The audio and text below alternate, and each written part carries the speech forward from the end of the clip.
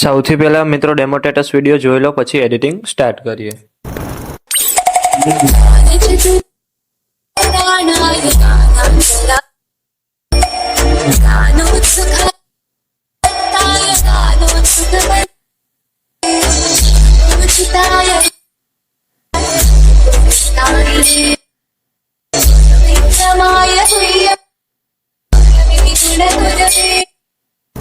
તમે જે પ્રકારનો ડેમો સ્ટેટસ વિડીયો જોયો તે જ પ્રકારનો વિડીયો બનાવતા શીખવાનો છું, તો વિડીયોને પૂરેપૂરો જોજો.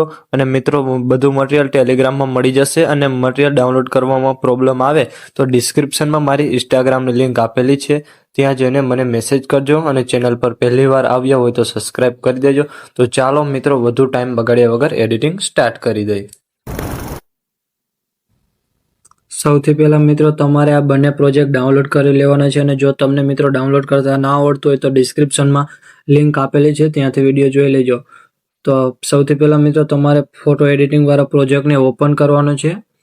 ઓપન કર્યા બાદ પછી તમારે પ્લસ પર ક્લિક કરવાનું છે. પ્લસ પર ક્લિક કર્યા બાદ પછી તમારે ત્યાંથી મીડિયામાં જવાનું છે. ત્યાંથી તમારે ઝીપ ફાઇલ ઓપન કરી લેવાની છે. સૌથી પહેલાં બેકગ્રાઉન્ડ આ સિલેક્ટ કરી લેવાનું છે. ત્યાંથી તમારે પ્લસ પર ક્લિક કરી દેવાનું છે. તે બેકગ્રાઉન્ડને તમારે સૌથી નીચે રાખી દેવાનું છે. એટલું કર્યા બાદ પછી તમારે પાછું પ્લસ પર ક્લિક કરી ત્યાંથી તમારે મીડિયા પર જવાનું છે. મીડિયા પર ક્લિક કરી ત્યાંથી તમારે આ પીએનજીને સિલેક્ટ કરી લેવાની છે.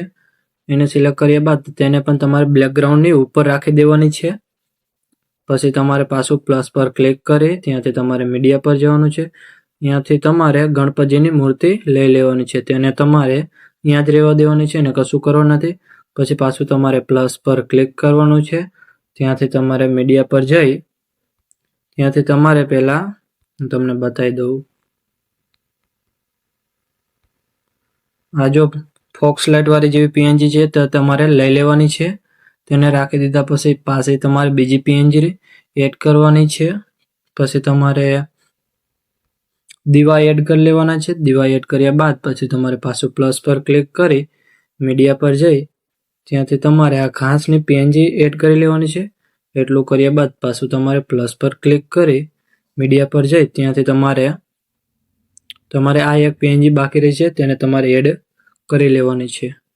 આટલું કર્યા બાદ પછી તમારે એરા પર ક્લિક કરવાનું છે અને ત્યાંથી તમારે આ પીએનજીને ગેલેરીમાં સેવ કરી લેવાની છે. ત્યાંથી તમારે એક્સપોર્ટ પર ક્લિક કરી દેવાની છે. પછી તમારે આવી જવાનું છે બીટમાર્ક પ્રોજેક્ટમાં. એના બીટમાર્ક પ્રોજેક્ટ ઓપન કર્યા બાદ પછી તમારે પાછું પ્લસ પર ક્લિક કરવાનું છે. ત્યાંથી તમારે મીડિયા પર જવાનું છે. મીડિયા પર ક્લિક કર્યા બાદ પછી તમે જે ફોટો ગેલેરીમાં સેવ કર્યો છે તે તમારે આપણે લઈ લેવાનો છે. એ ફોટો રાખી દીધા પછી તે તમારે ફોટાને એન્ડ સુધી રાખી દેવાનો છે. એ ફોટાને પછી તમારે નીચે લઈ લેવાનો છે મિત્રો. આટલું કર્યા બાદ પછી તમારે અહીંયા તારીખ લખેલી હશે તેમાં તમારે ફોન્ટ એડ કરવાના છે આપણે. તો ત્યાંથી તમારે એડિટ ટેક્સ્ટમાં જવાનું છે. એના પર ક્લિક કર્યા બાદ પછી તમારે ઉપર ફોન્ટ છે તેના પર ક્લિક કરવાનું છે. ને આ ફોન્ટ મારા ઓલ મટીરિયલમાં તમને મળી જશે. એ રાખ્યા પછી તમારે કમિંગ સૂનમાં પાછા બીજા તમારે ફોન્ટ રાખવાના છે. ત્યાંથી તમારે એડિટ ટેક્સ્ટમાં પર ક્લિક કરી ત્યાંથી તમારે પાછા કેરેબિયન વાળા ફોન્ટ રાખી દેવાના છે. તે પણ તમારા ઓલ મટીરિયલમાં મળી જશે. આટલું કર્યા બાદ પછી તમારે પ્લસ પર ક્લિક કરવાનું છે. ત્યાંથી તમારે મીડિયામાં જઈને પાછી તમે એક પીએનજી આપેલી છે તે તમારે ગણપતિ બાપા વાળી પીએનજી આપેલી છે તે તમારે એડ કરી લેવાની છે. એને પણ તમારે એન્ડ સુધી લઈ લેવાની છે. આટલું કર્યા બાદ પછી તમારે પાછું પ્લસ પર ક્લિક કરવાનું છે. ત્યાંથી તમારે મીડિયા પર જવાનું છે. ત્યાંથી મેં તમને એક બ્લેક સ્ક્રીન વિડીયો આપેલો છે તેને તમારે પ્લસ પર ક્લિક કરીને એડ કરી લેવાનો છે. તે વિડીયા પર ક્લિક કરી ત્યાંથી તમારે 3 ડોટ પર ક્લિક કરવાનું છે. એના પર ક્લિક કર્યા બાદ પછી તમારે ફિલ કોમ્પ્રોવેશન એરિયામાં ક્લિક કરવાનું છે.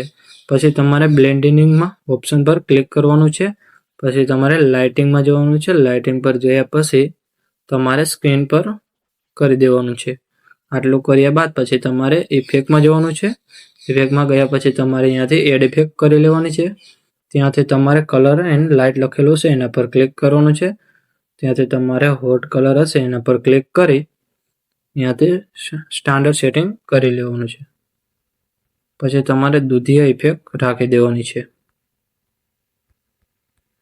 પછી વિડીયોનો વધારે ભાગ તમારે ડિલીટ કરી દેવાનો છે. આટલું કર્યા બાદ પછી તમારે આ ઇફેક્ટ લખેલું છે તેને તમારે ઉપર લઈ જવાનું છે. એના પર તમારે ક્લિક કરીને પછી 3 ડોટ હશે એના પર તમારે ક્લિક કરવાનું છે. એના પર ક્લિક કર્યા બાદ પછી તમારે અહીંયાથી અનગ્રુપ કરી દેવાનું છે. એટલે તમારે ઇફેક્ટ અલગ થઈ જશે. આટલું કર્યા બાદ પછી વિડીયોને ગેલેરીમાં સેવ કરવા માટે એરા પર ક્લિક કરવાનું છે અને ત્યાંથી તમારે એક્સપોર્ટ પર ક્લિક કરી દેવાનું છે. અને મિત્રો વિડીયો ગમ્યો તો લાઈક કરી દેજો, સબસ્ક્રાઇબ